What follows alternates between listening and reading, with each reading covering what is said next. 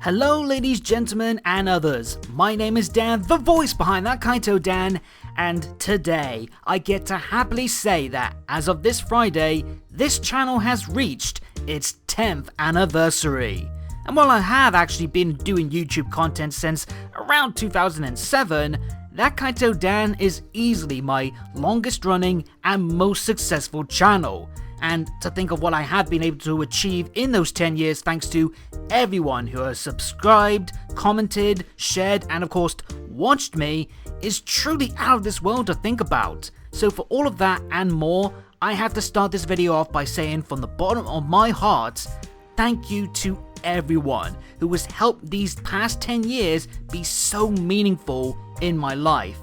Without you guys, I don't know where I would be, but I am thankful to each and every single one of you.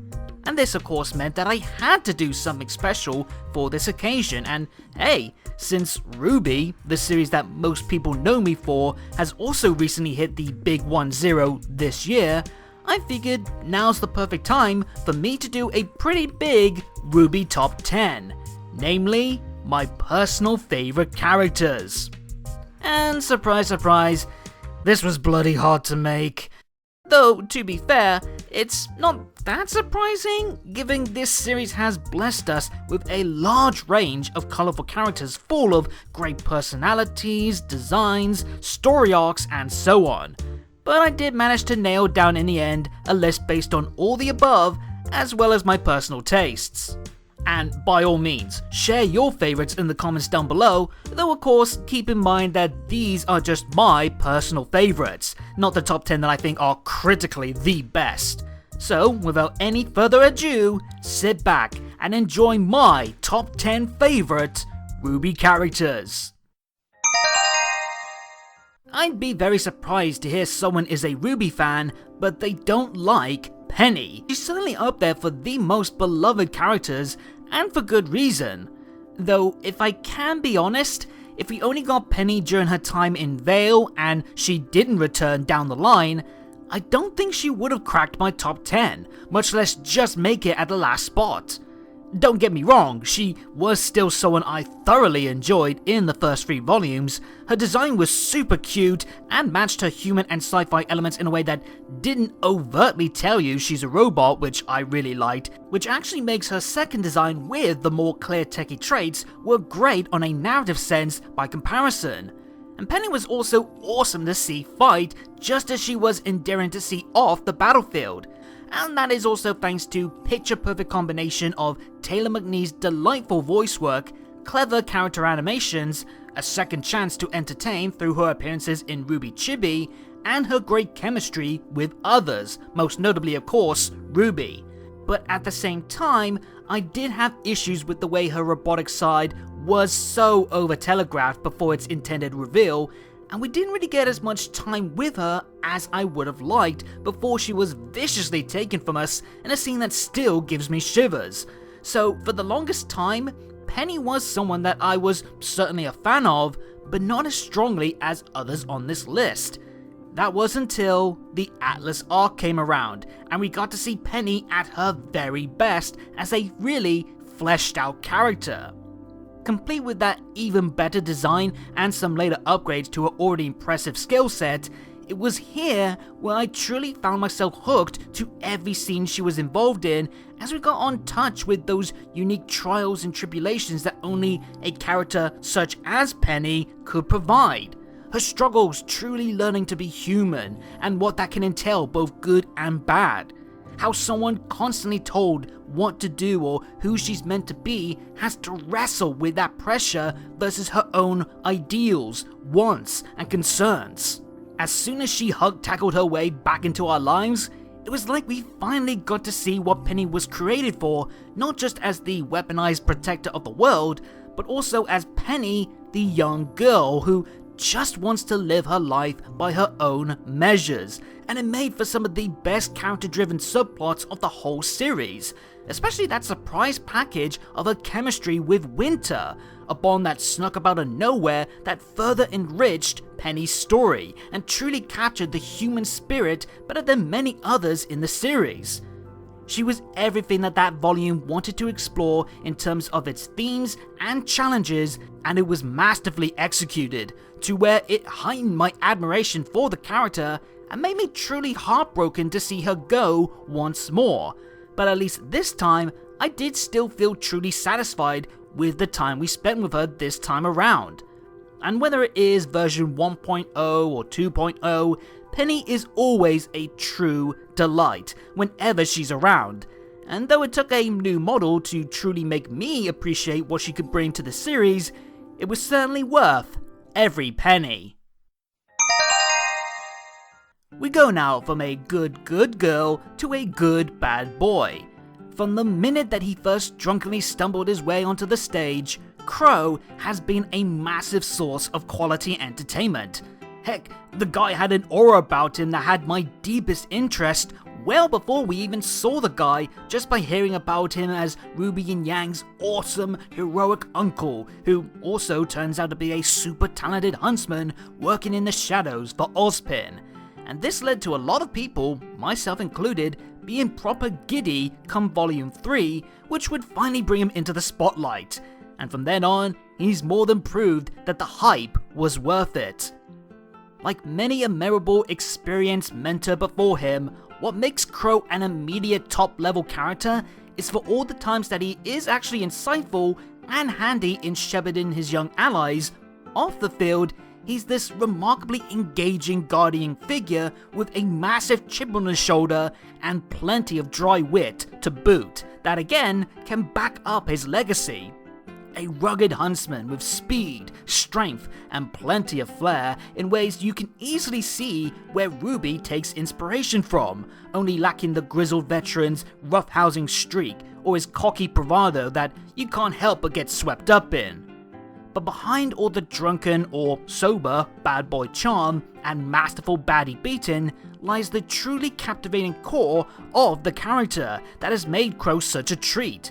The fact that he is up there among RWBY's most truly damaged individuals through his creative double-edged sword of a semblance, his woes with his old team that continues to tease me every time we get a new crumb of this still locked away full story, and naturally, the clear pain on display whenever he wrestles with control of the few deep connections that he wants to keep, fearing more pains could come his way should he get too comfortable or too laxed. It's something that I thoroughly admire this series having so prominent at various points, that this show that has a young demographic audience isn't afraid to show adults dealing with some very realistic troubles like alcohol abuse, fractured relationships, and not being able to be that mature, stable rock when they're supposed to be counted on. For all the badass moments, devilish charm, and welcome guidance for others, this is the side of Qrow that I enjoy the most, and also thanks to some top draw voice work, great respect for those serious struggles, and how it affects everyone else involved, not to mention the fact that we've seen him at his worst and best at various points, and yet he's still pushing forward, has been central to why Qrow may not be the best person at times, but he's certainly one of RWBY's best to watch through good times and bad. Almost every piece of media will have that one character that is what you would call a hidden gem. The underrated sleeper hit that only starts to get their flowers as time goes on, and people start to notice how strong a character they have been for a sustainable length of time. Well, hidden gem is very apropos when it comes to how I describe Emerald, because since her debut in Volume 2, she's gone on to become a character that I've grown to appreciate more and more every time she's gone to show her stuff, and grow from a snarky, trickster henchwoman to this complex, morally challenged figure that is caught up in something far deeper than she ever wanted to be involved with. And it's been deeply rewarding to watch her rise and take her through all these highs and lows on her eventual path to redemption. Not to say I wasn't a fan of her during the early volumes. I mean, her design is killer, perfectly stylish, but not in a way that goes against her being this stealthy sort who would hate that kind of attention. And her weapon, Thief's Respite, is so slick, a sharp-shooting Kusarigama being the perfect combo for someone so swift and dangerous as her. And of course, her semblance has been central to some of the biggest moments of clever trickery even the viewer gets caught up in, making her quite the force to be reckoned with, and thus a fun watch. But what made me like her a lot during that early period was two major details that have carried on through the times. Firstly, her equally sharp personality. One thing I always enjoy in a thief-type character is how their attitude plays off others, using their sly personality to taunt or tease, as well as play up whatever role is necessary until they can get what they want. And RWBY's resident master thief has certainly lived up to that standard, with the many times that she's been central to memorable bits of banter with the likes of Roman, Coco, and especially Mercury. Even when she was faking a friendly facade with RWBY, her charisma was on full display that made for great expressions on her part. Though of course the real juicy stuff was anytime we got to see the other major strength to her character. The many times Emerald's heart has taken center stage. Every single time we see her morals shaken by the truly dark villainy that she was aligned with, the way her sibling-like bond with Mercury has switched from heated to concerned, or when it came to a tragically toxic relationship with Cinder, the anchor point that kept Emerald going but also drove her closer to the edge, it made for captivating drama. And massive props as well to another hidden gem tied to her that has greatly amplified such content, Emerald's voice actress, Katie Newville, who has consistently been one of RWBY's most underrated vocal talents, nailing it every single time she's asked to sell the playful baddie side of Emerald or the desperate girl searching for acceptance. It's all these highlights and more that had made me fully on Team Redemption for Emerald, hoping that she would find her way to the light, and thankfully that wish was granted, with the added relief that she still got her down-to-earth blunt nature that has already made her a great foil to the likes of the morally bright Team RWBY or the equally struggling Oscar, a pair that I would love to see more often in the future, second only to the prospect of her and Ilya becoming the sort of chaotic good underground hero double act / future girlfriends. #Rainbow Quartz for life. I think it's fair to say that some of our favorite characters in any media tend to be people that we ourselves would like to hang out with, the kind of person that we would want to be our friend. After all, looking at the parts of characters that we gravitate to the most is pretty much how we look for friends in real life as well. So to that end, I think being mates with Sun would be a damn good time. Talk about an instant sensation. The monkey man with bags of personality and a likable, if not slightly troublesome charm, used both to immediately become an instant favour of mine upon his debut, taking full advantage of my appreciation for those wild childs who free-spirited their nature all the way through, making for some great source of entertainment on their own, much less with others. Just by his lonesome, you got this cool looking dude wearing his namesake's inspiration proudly through his energetic animations and playful nature, complete with one of the sickest weapons in the series that what it has lacked in screen time due to its complex animation has definitely made up for in looking incredible whenever Sun does get to rock the gun chucks. But where this Sun has shone the brightest is anytime we've seen him play off his castmates. In my opinion, he is one of the kings when it comes to being consistently well executed as a supporting character, with how versatile he is working off any character he's seen alongside with, thanks in large part as well to Michael Jones being the perfect fit for that kind of kind-hearted yet carefree young lad. We've seen him stoke the ire of Weiss and Gira, earn the admiration of Carly, read into that however you will, stood well as an opposing backdrop versus Ilya before one cheeky interaction later made them another duo that I would like to see more of, and heck, through Before the Dawn, we have explored both his frailties as a leader and yet for how all his flaws are there, he is still the best qualified to lead his team.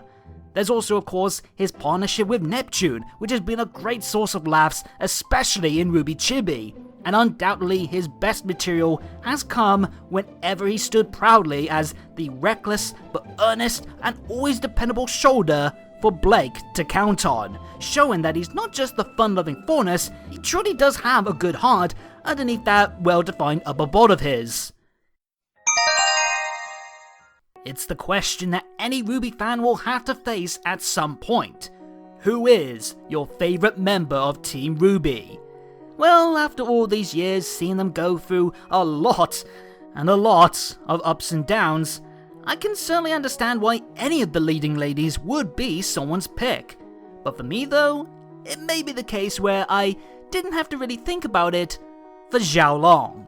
Yang has been an eternal favourite of mine pretty much since we first saw her tear up Junior's club in the yellow trailer. By that point, I was already locked in with intrigue for what RWBY had in store through most of her team's introductions. But in just that one short alone, I had already become a Yang fan for a multitude of reasons. Charismatic tomboy? Check. Fire-based character? Check. Barbara's incredibly honest and enjoyable voice acting? Check. Phenomenal design? Check. Diet Super Saiyan with added spice in a creative weapon that is made for a dazzling fire in any battle? Check, check, check. It was crazy how fast the yellow trailer had made me in Camp Yang well before we truly got to see what kind of character she actually was. And thankfully, with each passing volume, she has never wavered from reigning high on my list, be it through the puns, the guns, or the funds she dished out. She just kept getting new traits that has endeared me more to her, even when she isn't always the focus. She's also the one that I think of often when it comes to the kind of person with the largest range of most outstanding fights. The one that I can also count on for always bringing a smile on my face with her many chuckle-worthy lines and jokes. And really, the only thing that was sort of missing for the early goings-on with Yang was the layers that her teammates were frequently getting, that were exploring and developing them while she was kind of stagnant for a bit.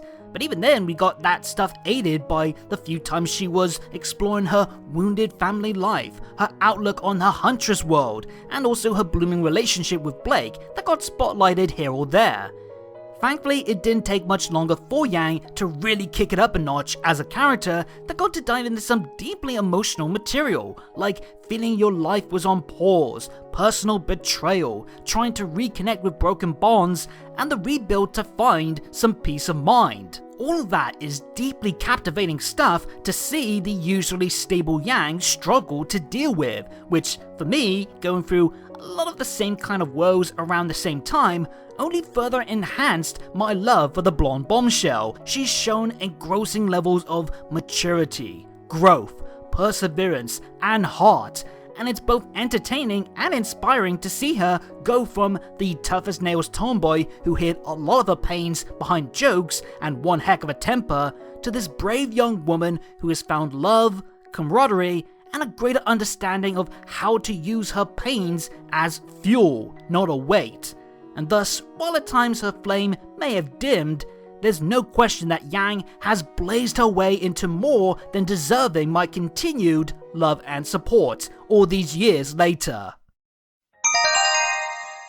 Halfway point now, and at this point, I have had the tender heart, the troubled badass, an underrated gem, a character that I would like to be friends with, and the long-time fave full of personality.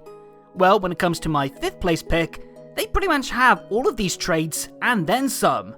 That person being the queen of the castle, Nora Valkyrie. This brightly coloured spark plug of a girl has been a pure delight the minute she popped up on our screen with a one-of-a-kind mix of bubbly get-up-and-go energy and a penchant for being zany, rowdy, or a fusion of both. Serving most of her screen time as the series' constant source of comedic relief, even before the creation of a whole comedy spin-off where she's ramped up to 11, there's barely been a time where Nora hasn't brought a smile or a laugh out of me, and couple that with her being the team's muscle, it's the perfect blend of what I enjoy in those rowdy comedic types. I will never get tired of seeing Nora fly into battle on Magenhild and hearing Samantha Island's vibrantly bombastic voice echo out in glee before an incoming smash. And as if this character wasn't already brilliantly crafted in terms of their design, personality, and fighting style, I adore that this already lively ball of energy has a power that makes them even more effective in battle the more energized she gets. Why have her be a kinetic live wire outside of fights where you can have her be just as sparked in them? But much like some of the other characters on this list, there's a softer, compassionate, and emotionally layered side of Nora that I have found just as interesting, and for a while, we only got to see snippets of this, causing me to be rabid in anticipation for the day that she got to show off this side in greater scale. So once she got elevated to major player status come Volume 4, my hopes were high that we'd finally get to see the true heart of Nora behind the hijinks and leg breaks. And boy was I not disappointed. We saw her be more comforting, protective, loving, and the stuff that I was already admiring about her beforehand got some welcome deep dives too, like when we learned about her past as a meek, lonely orphan, which made her current nature that's full of joy, high spirits, and a sense of enjoyment with others whenever she's around those she loves, that much more compelling and genuinely heartfelt, knowing that a lot of her vibrancy is thanks to her ability to overcome such a bleak youth. And we also owe a lot of that to her bond with Ren, the one pairing that I feel every RWBY fan does support in some way, cause gosh darn it, they really are a perfect match. Nora's electric personality works the best when played off Ren's mellowed maturity in classic comedic duo style, but just like Nora herself, their relationship has become even more fascinating once it's been thrusted into a more grounded focus and we've seen it used, tested, explored, and even fractured, which again plays back well into Nora as a singular character. The stuff in Atlas with Nora wrestling with the very notion of who is she without that one constant in her life made for great drama and a wonderful showcase of Samantha's acting chops when she too is allowed to go beyond the common tropes of her role. I swear, one of these days I will do a larger discussion about this scene with Ren and Nora's feelings and the mature direction they take, because that remains one of the best handled relationship scenes I have seen in some time in any media, and that's a true testament to the quality of Nora as a character. And I'm saying this about the girl who has drank so much caffeine she broke the fourth wall. So, remember when I was talking about my favourite member of Team RWBY in Yang's segment? Well, I never did outright say Yang was my top pick, because it turns out, in this instance, ice beats fire. Yeah, this surprised even myself. Up until recently, Yang was indeed my favourite of her team, but as I was figuring out my rankings, I've come to realize that while Yang is the character that hits my preferences the most, Weiss has slowly but confidently built herself up to become the RWBY member that I have found the most enjoyable to watch, and a large part of that is because she's developed as a character at that same pace and quality. I doubt I'm the only one who, during the series' infancy, had a near rock bottom of my faves, with Weiss being at her most ice queeniness in ways that made it kinda tricky to find her likeable, even though it was obviously intended to be that way. Not to say that there was nothing about early Weiss that I liked, cause there was. Her fighting style, even back then and all the way up until now, has been a visual marvel, mixing grace, versatility, and effectiveness that, unsurprisingly, has made her a constant highlight in any fight she's involved with. I also felt across the series as a whole, she's probably had my favourite designs next to maybe RWBY. And for all the flaws of her jaded nature, it did result in some engaging interactions with a handful of the cast, especially as her frozen heart began to thaw. Also, I doubt this is a controversial statement, but I think she's the character with easily the strongest song lineup to her name. I guess it pays to have not just a wonderful voice actor to your name, but also a genuine superstar singer alongside them. Plus, I always knew that her most negative traits came from reasonable factors that were going to be fleshed out and explored down the line, allowing for this bitter cold princess to eventually be refined into the incredible character she is today. And man, that journey has been quite the treat to see unfold. Weiss has volume by volume always managed to show her best self when taking her experiences and the bonds that she makes to chip away at her blemishes and strengthen who she is, leading to great moments of top-drawer character growth.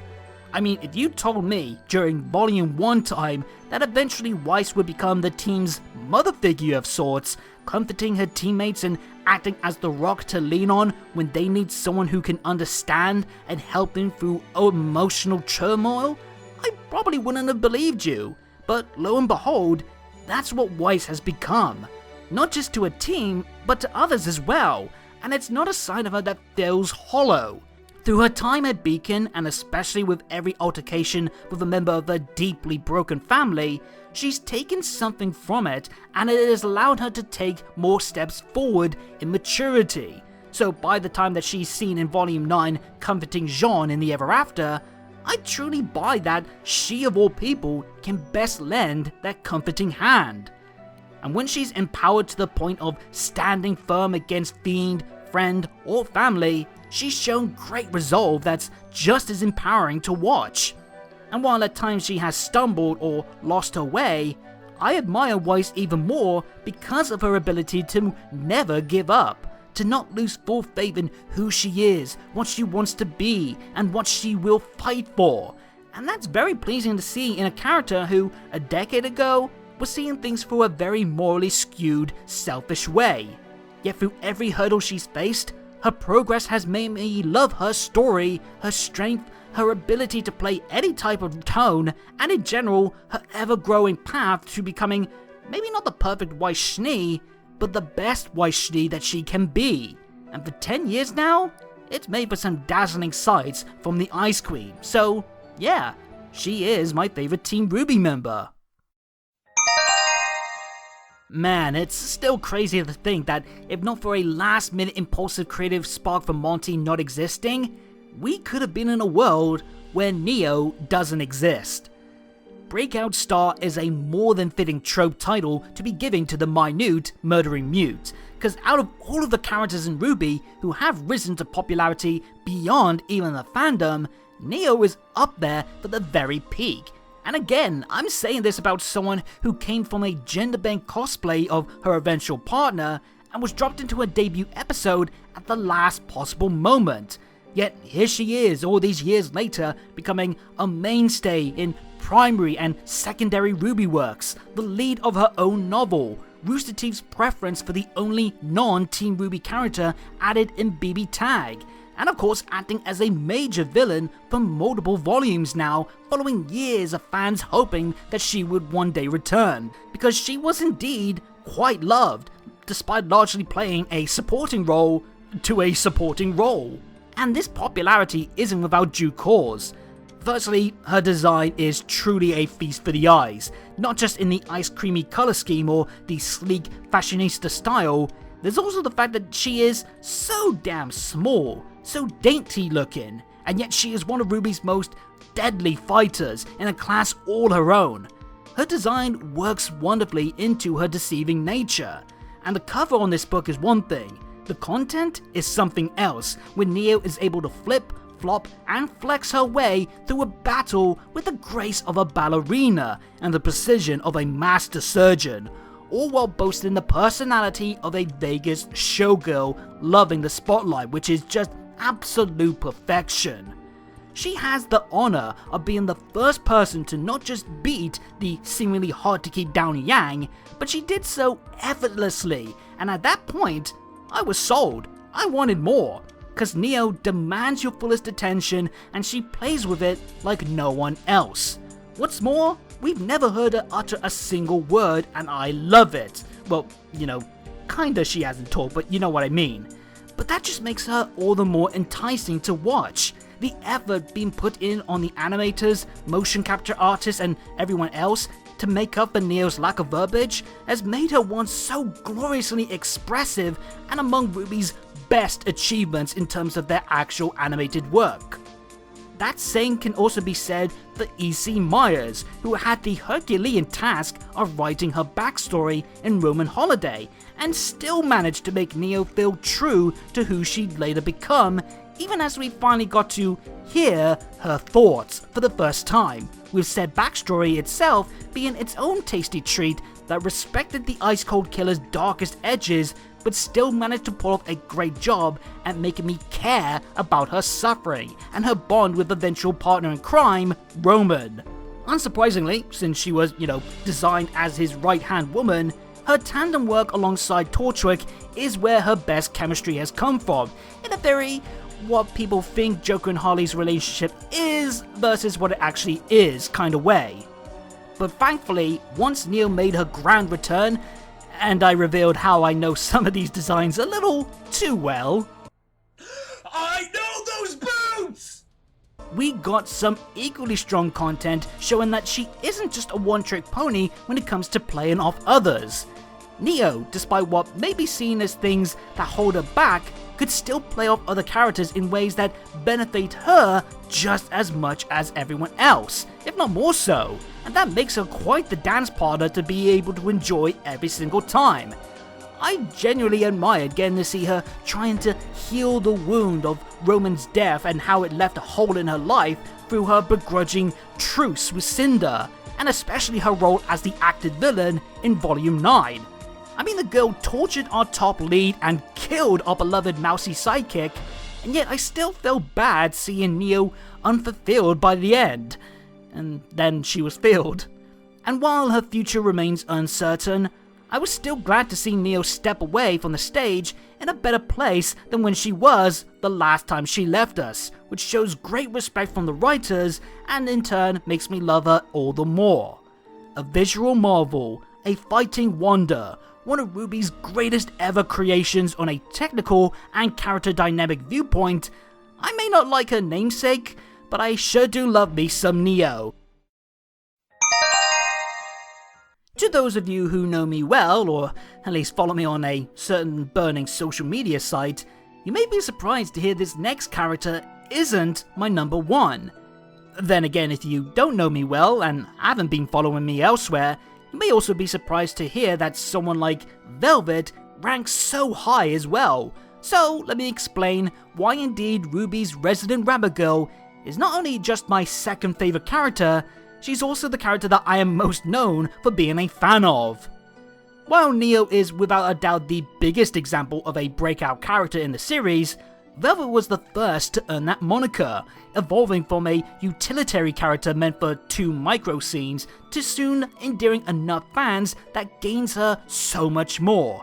An expanded presence in the series, her own weapon and semblance compete with a fan-made Huntress uniform, her own team, and 2 novels which she is one of the leads.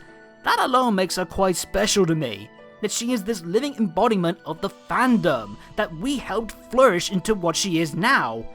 Heck, her weapon's grand unveiling also acts as another tribute to the fans as much as it is also to the series itself, with the many weapons and iconic attacks that she is able to pull off. But of course, Velvet is more than just being that living embodiment of the fandom's love wrapped up in a sweet bunny girl coating.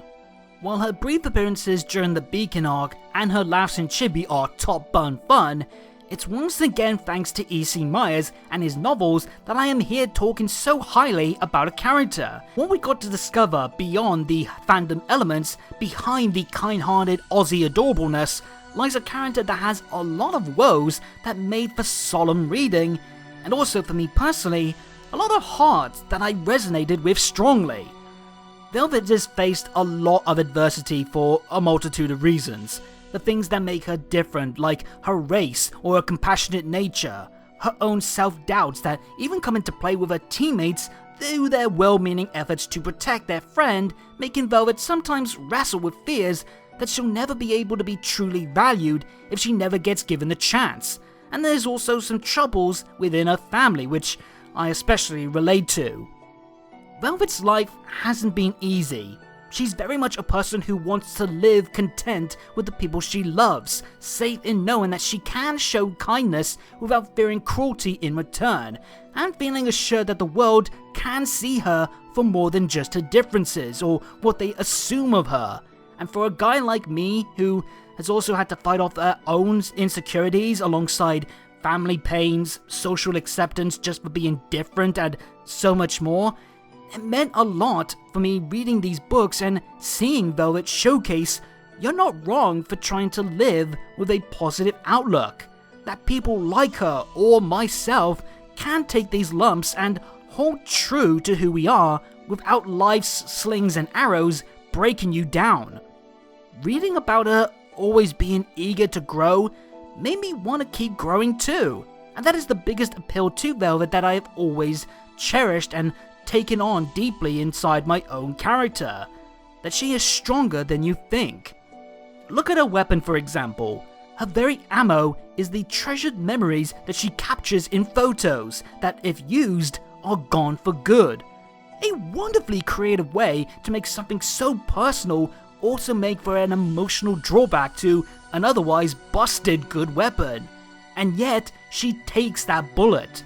Velvet accepts these losses to make sure that she is still able to live on and protect those in those photos that she wants to make more memories with. How inspiring is that? And she's not perfect either. She has her own biases to shake off. A lot of her fears are self-inflicted, and she has to discover how truly loved she is despite the times that she does feel alone. She's the heart of her team to the point of feeling coddled in her eyes, and yet she soon learns how respected and valued she is, be it her strength of heart, her toughness when faced with adversity, or even her impressive ability to mimic other fighters' styles and weaponry and making it her own.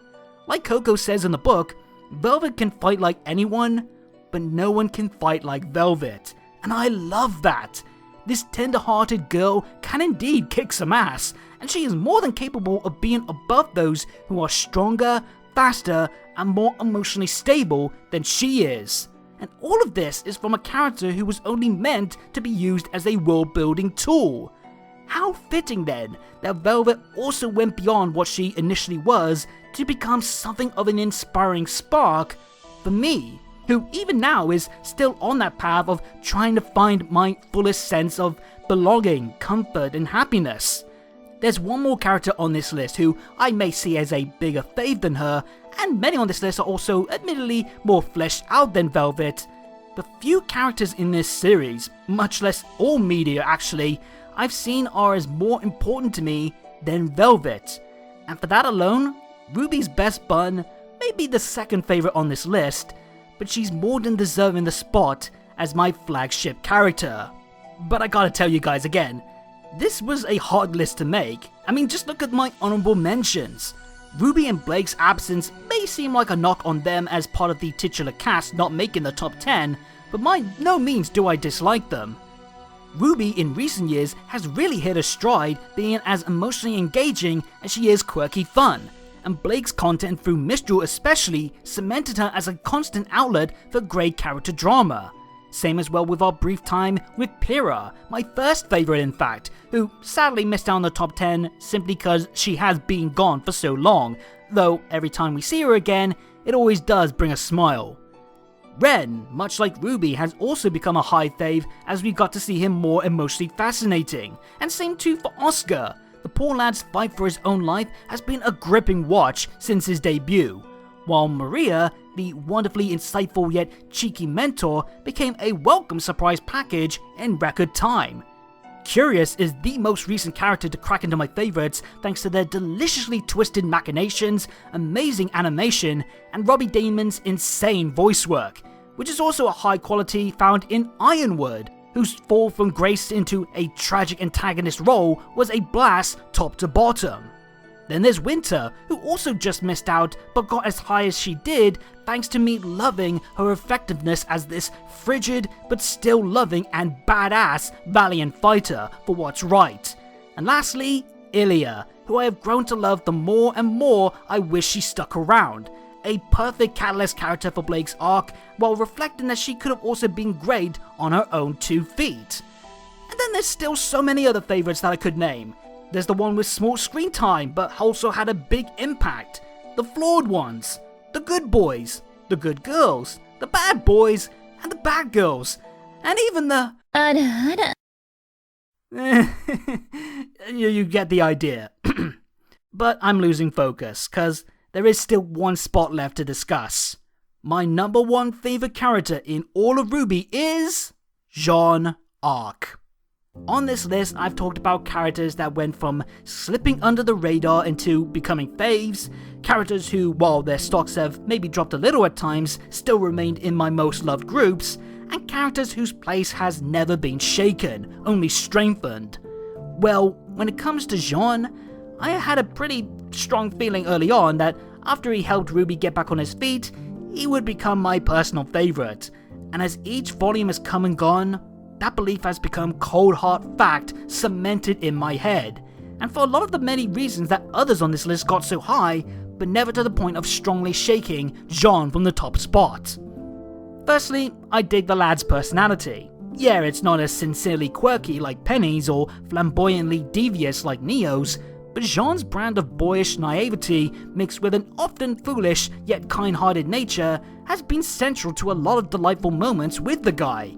Heck, even his honest-to-a-fault traits, and shaky even in later volumes self-confidence, I've always felt were aspects to Jaune that has not only helped him as a near-frequent positive spark in his often dark adventure, but also has allowed him to become as strong a supportive role to the various other arcs and characters that he's dealing with than beyond just his own material, just like Sun and Nora. Yeah, sometimes his flaws do bring out some middling or conflicting content, but he's never felt disingenuous a character because of it. Just look at him willing to protect Cardin because even if he was his bully, it was the right thing to do. Or when he doesn't let his own pride stop him from getting all in on that promise to Pyrrha back at the dance as a way to lift her spirits. That's admirable willingness to put himself secondary to others that has been ever present to who Jaune is, and has also been a part of him down to his defensive mindedness as a fighter. Whether in personal chats or serious action, Jaune has had a sustained high-quality track record of always being the shoulder for those to count on, the shield to take shelter behind, and, one of his best qualities I admire, the sharp brain that adapts on the fly. I love that the resident swordsman isn't just defined by how he attacks or defends others through words or his presence, it's also his role as the tactician, something I always love to see in action stories because that can tell you so much about that person's strengths and what he values the most. In Jaune's case, it is safeguarding what is important at little cost as possible, which, of course, resolves back to one of the most notable strong points to him. The lad has had to grow a lot over the series from an unenviable large amount of failures and losses. While the likes of Weiss and Emerald have had to grow from their pains over a near constant basis, few characters in RWBY has had a bump over roller coaster ride as long and as frequent as Jaune's. He's been the in over his head rookie, the try-hard Casanova, the hero with a death wish, the renewed protector, the fallen shield, and everything in between, all while still managing to work in the lighter moments just as much as the heavy stuff, a hallmark aspect to the strength of the character's effectiveness as the utilitarian role for whatever is asked of him, without sacrificing or playing against what we know about Jaune. That he is helped as well by Miles being one of the most constantly spectacular voice actors of the entire bunch. Be it jokey, touching, soul-crushing or enraged, Miles has continued to grow and show his worth just like Mr. Arc, further enhancing my admiration as well, the big attaching point to Jaune that I have, that has rocketed him to that very top spot anytime that I have thought about this list. I relate so strongly to Jaune, both in his positives and negatives. I've already made similar comments like this with others on this list, but Jaune got that connection first, and he has never stopped reminding me of that linking thread between us. I have always tried to keep a positive outlook, even when the world is at its darkest, even when others have pushed me down, and especially when I'm the cause of my own failings. When Jaune kept doing things wrong with his flirting with Weiss, I could only think I've done the same. When Jaune felt powerless at Beacon while others took the worst in his stead, I knew a similar desire to want to break down in anger. When everything good Jaune did that he felt like it was for nothing after hearing the truth, I shared in that sense of bitterness and regret. And when Jaune was lost to time, alone for save a few tattered bonds of support, fearing that he was forever cursed to be a failure, I too remember days where I felt my life was at a standstill and there was little way out but toxic escapes. And just like Jaune, I've had to rise up from that dark spiral to look ahead and take a new step forward, scared and scarred, but hopeful. I enjoy the personality frills of a Neo, a Sun, or a Penny. I am happy to see characters I like grow, like Weiss, or Yang, or Qrow. I even find comfort in the laughs that Nora can share, or the kindness and strength to a Velvet. But Jaune, to me, is the character that I always think of the strongest because he's so much like me that it makes me engrossed in everything he does, and so much not like me as well that it makes me want to take something from him and add to my own story. He's the character that I resonate with the most, and the kind of person I generally hope I can be. And whether or not I achieve that, I'll have to find out, and the only way to do that is to, just like him, pick myself up and try again. I love RWBY, not just because it's given me a fun animated show to watch for 10 years now, not just because it's given me a new platform to find new skills, new friends, and new memories. I love RWBY because of characters like Jaune, and so many others that have allowed me to, for a few minutes of my time, find an escape that I feel stronger for experiencing. And sure, RWBY isn't perfect, neither are some of its characters, but I respect it all the more for that, cause neither am I. Yet it's perfect enough for me, cause every time I experience it, I find something new that allows me to, as a great man once said, keep moving forward. So, mushy talk aside, once again I am forever thankful to everyone who has supported me, watched me, and joined me as one RWBY fan to another, cause through my own rises and falls, I'm happy to have gotten this far thanks to this series, the amazing people behind it, and all of you. My name is Dan, and for 10 long years now, I have been the voice behind ThatKaitoDan. Here's to the future, and peace out.